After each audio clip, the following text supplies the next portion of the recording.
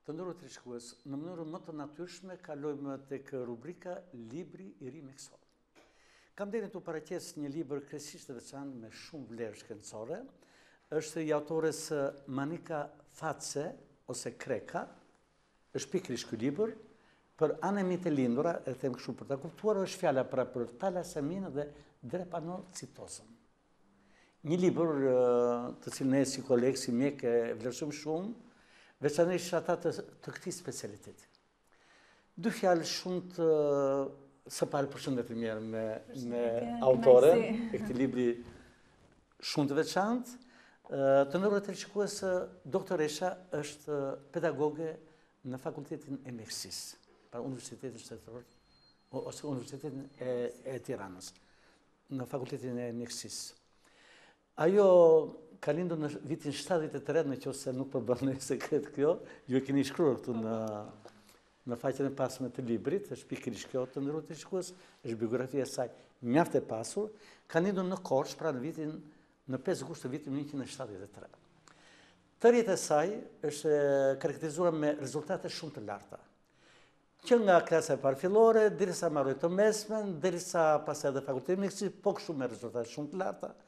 Ka mbrojtur disa tituj, deri tani, është doktore e shkencave mjekësore. Pra, vërtet meriton urimet më të përzemërta, për gjithë kontributin e saj në fushën e mjekësisë, dhe më në fund kemi këtë libër, pra edhe një herë, talasemia dhe drepanocitoza, ose anemitë e lindura. Dhe unë e bëj pyetjen e parë doktoreshës Manika. Doktoresh, të thënë diçka shumë veçantë. Kur specialisti i grafikës po shkruante reklamën javore, më bëri një pyetje kur është tha Monika, mos ke gabuar se ke qenë Manika. Jo, kështu është, Manika. Për shumë i veçantë. Po, është i veçantë. Mua më pëlqen, sigurisht nuk ka qenë zgjedhja ime, zgjedhja e prindërve.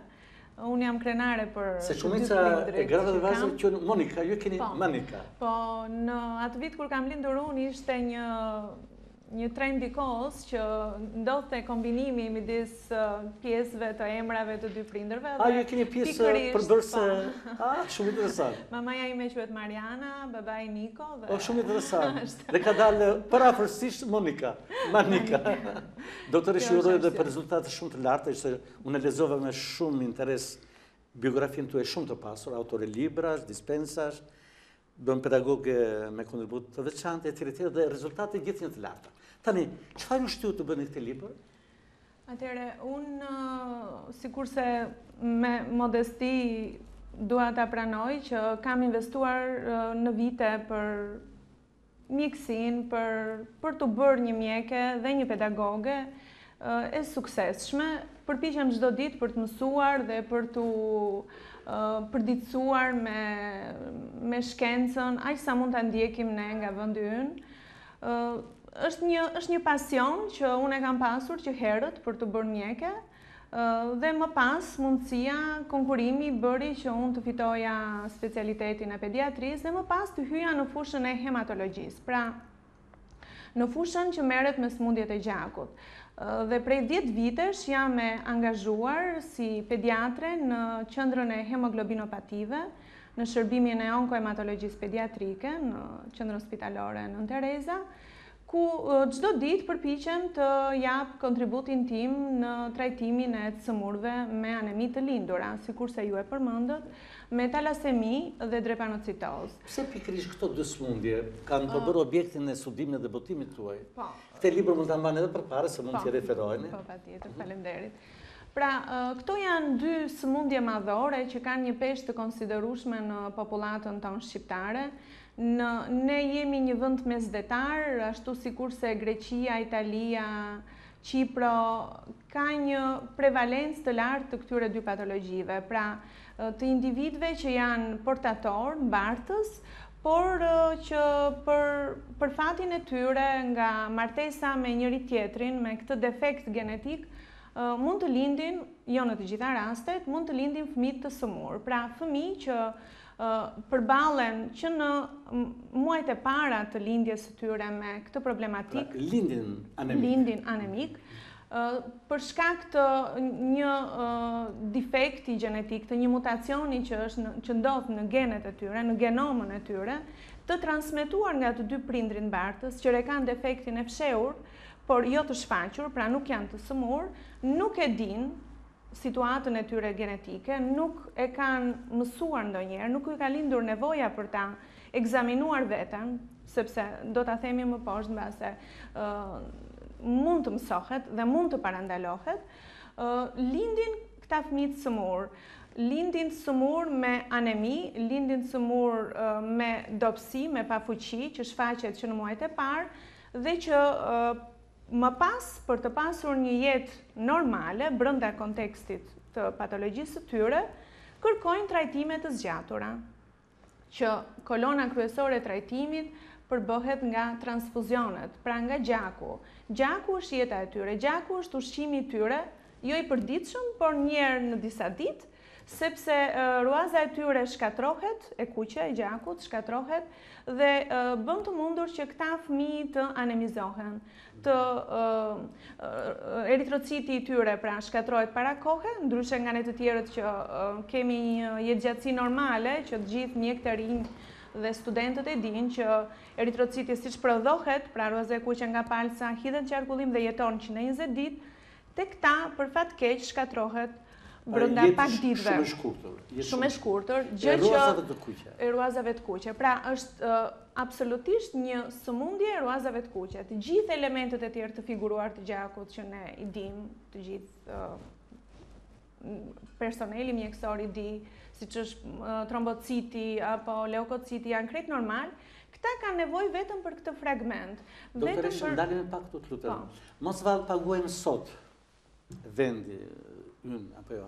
Shqipëria paguan, si thua, haraqe në thojza të malarjes të dikushme, e cile ka goditur, kemi qenë në zonë malarike shumë, apo jo? Po, studimet shumëta e lidhin këtë prevalencë të shtuart në Shqipëri, në zonat ish malarike, sidomos në ulësirën perëndimore dhe në jug të Shqipërisë, me ekzistencën e malarjes, me ekzistencën e kënetave. Po kështu edhe në vende të tjera që lagdeti me zde, sepse plazmodiumi i malarjes një parazit gjendet terren tek këta individ që mbartës, po, mushkonja në mes. Dhe ky modifikim që ka ndodhur tek këta individ është trashëguar genetikisht. Pra, talasemia dhe drepanocitoza janë sëmundje gjenetike, ekskluzivisht gjenetike.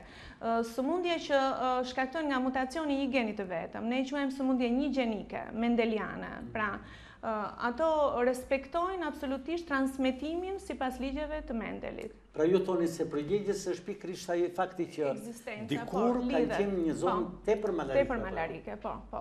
Megjithatë, shkaktohet dhe nga mutacione të reja, do të thonë ne kemi dhe raste që pavarësisht malarjes. A mund të ndodhë edhe kështu? Po, mund të ndodhë edhe kështu, po.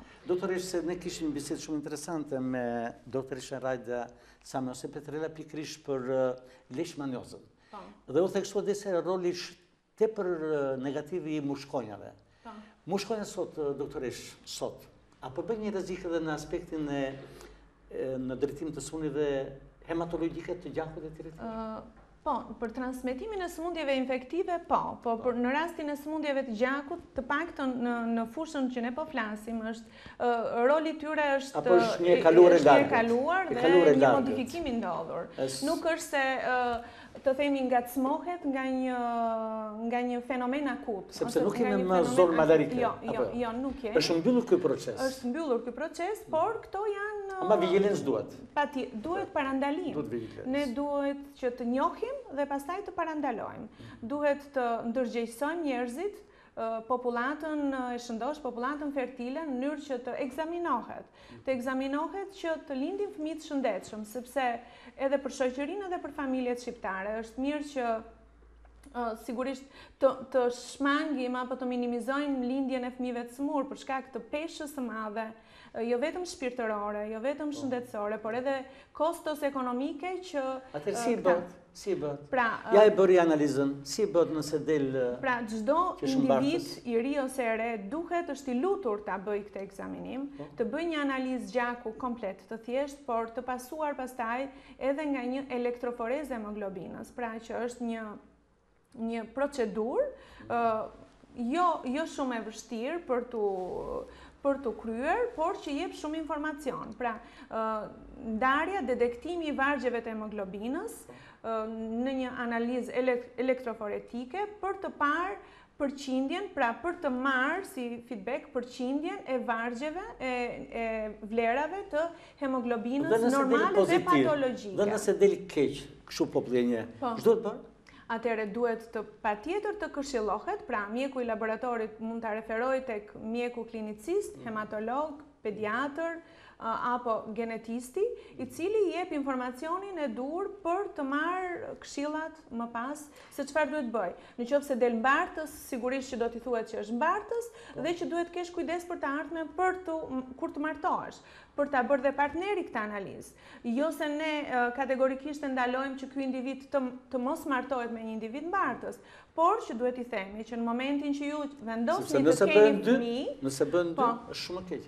Është më keq, por në momentin që ne themi që çifti dëshiron të bëhet me fëmijë, atëherë nëna në trimestrin e parë të shtatzanisë duhet të kryejë domosdoshmërisht një analizë që përfshihet në analizat e paralindjes, nga ku merret materiali gjenetik për t'u ekzaminuar, për të parë që ky embrion apo fetus është normal, është mbartës apo do të lindë smur. Dhe ç'bëhet pastaj? Dhe pastaj dëshira e prindërve mund të bëjë që nëse fëmia është i smur, do të ketë një të ardhme të tillë të varur nga transfuzionet, nga terapitë e tjera. Vendos prindi atë. Prindi duhet të vendosë për të çuar shtatzanin deri në fund apo për ta ndërprer atë. Deri në të satin muaj doktoresh pa bërë krim, po e them kështu, bën këto analiza. Atëherë këto analiza sepse s'mund ta dështosh në moshën 6 muaj. Absolutisht, maksimumi është trimestri i parë, por mund të kalojë edhe deri te java e 16. Pra trimestri i parë i shtatzanis deri në javën e 16. Ke bie 4 muaj. Po, 4 muaj. Dhe pastaj s'ka më. Pastaj është një fëmijë që nuk mund. Ku bën këto analiza doktoresh? Këto analiza bëhen ky ekzaminim që sapo përmendëm tek maternitetet tona, mjeku obstetër ginekolog dhe ekografist asiston këtë procedurë. Nën eko kryhet marrja e materialit me anë të një ageje speciale, ku ndërhyet në sakusin amnial ose tek vilet koriale për të marrë materialin dhe për të ekzaminuar pastaj me teknika të biologjisë molekulare. Të nderuar teleshikues, para se të mbyllë bisedën me të nderuarën me doktoresh shkencave mjekësore, me mjekë specialiste hematologe, pra për sëmundjak shumë të njohur, Manika Kreka ose Face, u apareqis edhe një librin. Doktoresh, atëre, cilë është ardhmja e kësaj sëmundje në vendin tonë? Le ta mbyllim kështu. Pra, ne kemi një numër të konsiderueshëm të smurësh të këtyre individëve në trajtim. Në cilat zona, doktoresh, janë më të pritshme të kemi? Pra, ajo ishmalarike? Po, në zonat ishmalarike ne kërkojmë edhe masa investiguese duhet të bëhen nga politika shëndetësore për të ekzaminuar individët fertil. Pra çdo çift para se të martohet ose kur martohet ta bëjë këtë. Duhet si kryej patjetër. Në zona si Lushnja, Vlora, Fieri, Saranda, të nderuar teleshikues, ja pra. Edhe Tirana patjetër. Falenderoj shumë doktoreshën Manika dhe urojmë njëkohësisht në të njëjtën kohë për librin e saj me shumë vlerë për anë të lindura. Doktoresh, ju falenderoj shumë. Faleminderit dhe ju. Dhe tani kalojmë në mbyllje të këtij emisioni me treja nga mjekësia nga doktor Ilir. Ndjeni të lodhur, ju duhet energji për të përballuar një ditë të ngarkuar. Ndaj sot, në mbylljet e emisionit, po japim disa këshilla të thjeshta për të qenë më të freskët dhe energjik gjatë ditës. Disa gjëra të vogla që ju bëni ose nuk bëni mund të shterojnë energjitë e nevojshme. Disa mendojmë për shembull se shmangja e aktivitetit fizik ju mbron nga lodhja. Përkundrazi, sipas studimeve, nëse kryeni 3 herë në javë të paktën nga 20 minuta stërvitje, do të ndjeni mjaft energjik, shumë më pak të lodhur se sa kur nuk bëni stërvitje. Një këshill tjetër që mund t'ju japim është që të pini ujë në sasi të mjaftueshme. Tek personat e dehidratuar, gjaku trashet dhe si rrjedhoj, arrin më me vështirësi organet që duhet të furnizojnë me oksigjen, duke ju dhënë juve lodhje. Duke pirë ujë, gjaku hollohet dhe zemra e përhap më lehtësisht atë. Një gjendje lodhje mund të jetë edhe pasojë e mungesës së hekurit. Konsumoni ushqime të pasura me hekur, si ushqimet si mishi, veza, të brendshmet si mëlçit, shpretkat, fasulet, patatet e tjerë. Gjithashtu mos dilni në mëngjes pa ngrënë. Vakti i mëngjesit është mjaft i rëndësishëm. Ai është njësoj si një karburant i cili do t'ju ndihmojë të përballoni pjesën më të rëndësishme të ditës. Shpesh, lodhja më shumë se nga ana fizike vjen nga mendja. Mundoni të ulni nivelin e stresit, mos u përpiqni të arrini perfeksionin në gjithçka. Kjo ju çon në një punë të stërmundinshme, gjithmonë përtej orareve normale të punës. Duke pasur pritshmëri kaq të larta, nuk do të kënaqeni me një punë të bërë e në këtë mënyrë do të privoni veten nga kënaqësia e arritjes së diçkaje. Gjithashtu, mos u ktheni punës gjatë periudhave të pushimeve. Pushimi është i domosdoshëm për mendjen dhe trupin tuaj. Bëni atë të plot e pa ndërprerje. Jetoni jetën pa frikë, pa ankth, me pozitivitet dhe optimizëm. Mos prisni më të keqen nga çdo gjë. Ankthi thith energjitë tuaja dhe ju lodh. Merrni frymë thellë, ndani shqetësimet tuaja me të afërmit dhe miqt.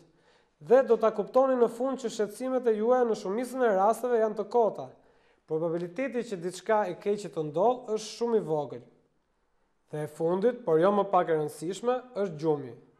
Kemi folur për rëndësinë e gjumit në emisionet e tjera. Gjumi duhet bërë i plot, jo më pak se shtator.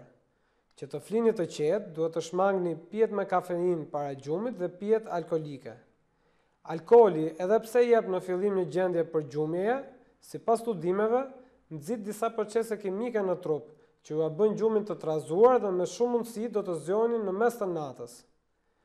Telefonët celular, pra smartphone-ët, por edhe laptopët, është mirë që të mos i përdorni para se të flini gjumë. Drita e ekraneve të tyre frenon melatoninën, një hormon ky mjaft i domosdoshëm për gjumin. Ky ishte emisioni për sot. Faleminderit për vëmendjen që na ndoqët.